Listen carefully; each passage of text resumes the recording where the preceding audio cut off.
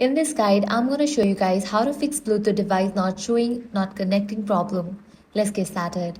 First, make sure your Bluetooth device is in pairing mode. Most devices have a button you need to hold until the light flashes. Without this step, your phone or PC won't detect it. On your phone or computer, go to Settings, Bluetooth, turn Bluetooth off and back on to refresh the connection.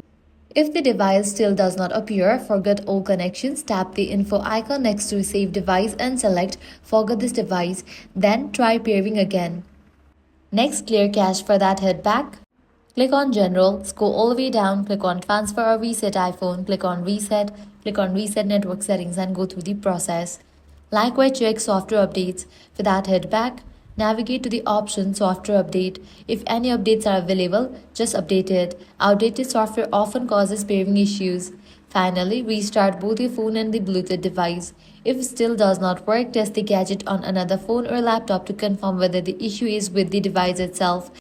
And that's it. That's how you fix Bluetooth not showing or connecting. If this guide helped you out, do not forget to like, share and subscribe. Thanks for watching.